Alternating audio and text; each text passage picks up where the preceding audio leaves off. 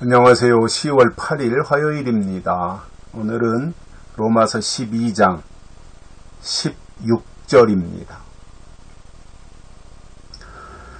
서로 마음을 같이 하며 높은 데 마음을 두지 말고 도리어 낮은 데 처하며 스스로 지혜 있는 채 말라. 아멘. 한 절 한 절이 다 너무나도 귀한 말씀이죠. 그야말로 주옥 같은 말씀이라고 할 수 있는데, 반복해서 제가 설명드리지만 하나님의 사람으로서, 특히 하나님의 마지막 약속을 받은 사람들로서 어떻게 살아야 되느냐라고 하는 부분은 굉장히 중요합니다. 삶이 뒷받침이 되는 것은 매우 중요하다 그 말입니다.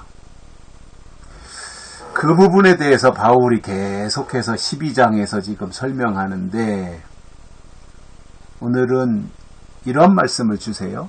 공동체 안에서 서로 마음을 같이 하라 이겁니다.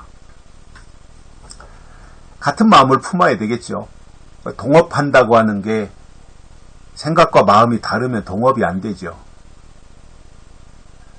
같은 마음을 가지고 있다, 서로 마음을 같이 한다라고 하는 것은 목표가 같아야 되는 거예요.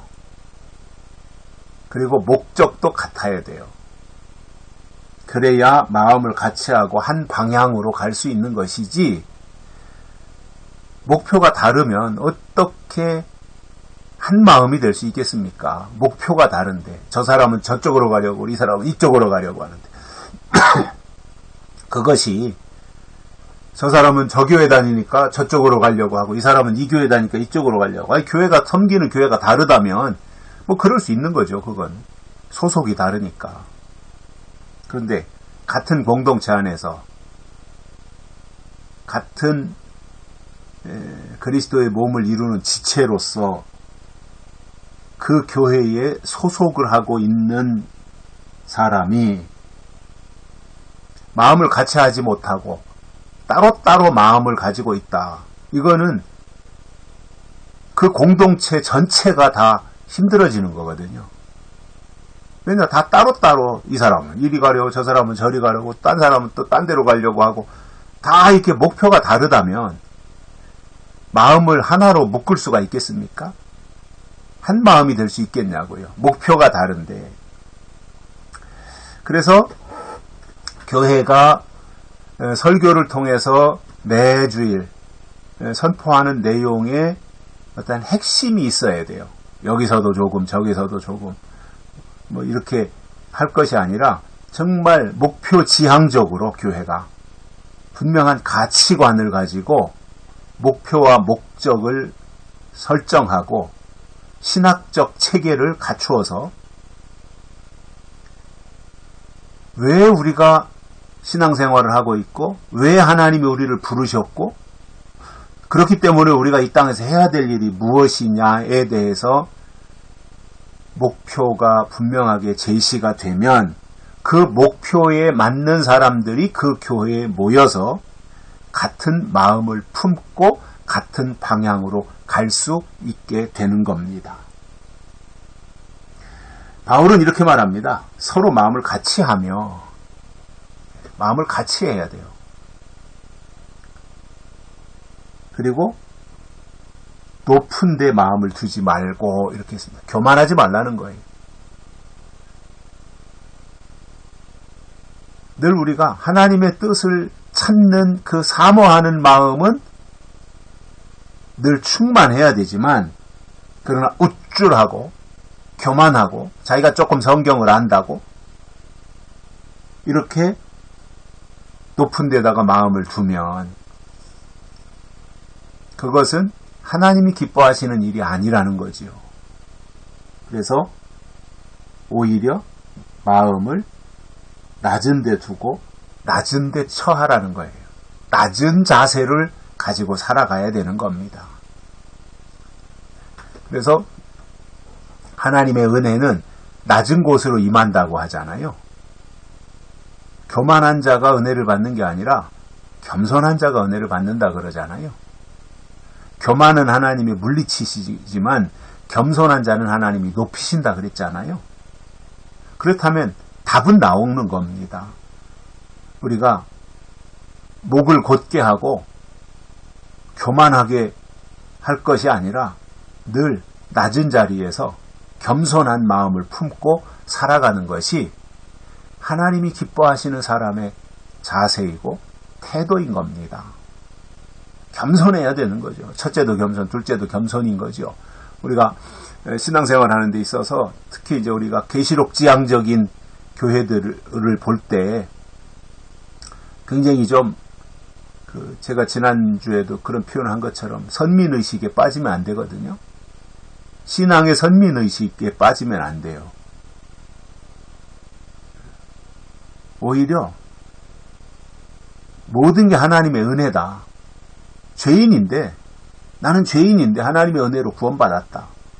또 계시록을 깨달은 것도 내가 똑똑하고 잘나서 깨달은 것이 아니라 하나님의 은혜로 깨달은 것이다. 아니 은혜로 됐는데 어떻게 교만해요?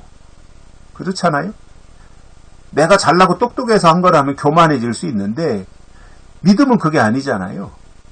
은혜로 되는 거잖아요. 하나님의 은혜로. 여기까지 온 것이다. 하나님의 은혜잖아요. 아, 하나님의 은혜로. 이 쓸데없는 자 왜 구속하여 주는지 난 알 수 없도다. 그러니까 은혜로 된 사람이 어떻게 우쭐하고 교만해질 수 있어요? 아, 하나님이 하셨구나. 그러면 겸손해질 수밖에 없잖아요. 그러니까 높은 데 마음을 두지 말고 도리어 낮은 데 처하라고 하는 것은 하나님이 하셨다고 하는 것을 늘 인식하고 고백하며 간증하고 산다고 하는 의미가 내포되어 있는 것입니다. 내 힘으로 하는 게 아니라는 거죠. 하나님이 하시는 거라는 거지요. 이게 은혜라는 말이에요.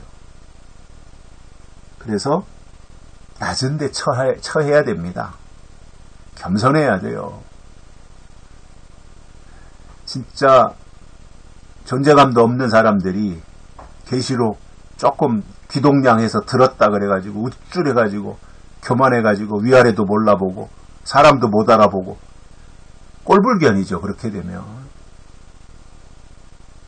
그냥 그런 사람은 지잘난 맛에 살아야 되는 거예요. 그건 뭐 누가 통제하겠습니까? 그런 사람을 지가 최고라고 하고 지잘난 맛으로 살고 나를 따르라 하는 사람이 누구 말을 듣겠어요? 누구 통제가 되겠습니까? 그런 사람이. 그러니까 우쭐해가지고 날마다 뭐 교만한 마음으로 살아가는 그것 하나님이 절대로 기뻐하시지 않고요. 그래서 마음을 서로 같이 하며 높은 데 마음을 두지 말고 도리어 낮은 데 처하며 또 한 가지는 스스로 지혜 있는 채 말라 이겁니다. 내가 다 안다. 하나님의 뜻이 내 안에 있다. 나를 따르라. Follow me 하면서 사람들을 기만하는 거잖아요. 그게. 자기가 뭔데 그렇게 해요. 그거는 하나님이 없다고 하는 증거거든요. 그런 게. 그 사람 속에 하나님이 없다라고 하는 증거예요. 그래서 낮은 데 처해야 되고요. 스스로 지혜 있는 채 말라. 이게 바울을 통해서 주시는 아주 중요한 교훈이에요.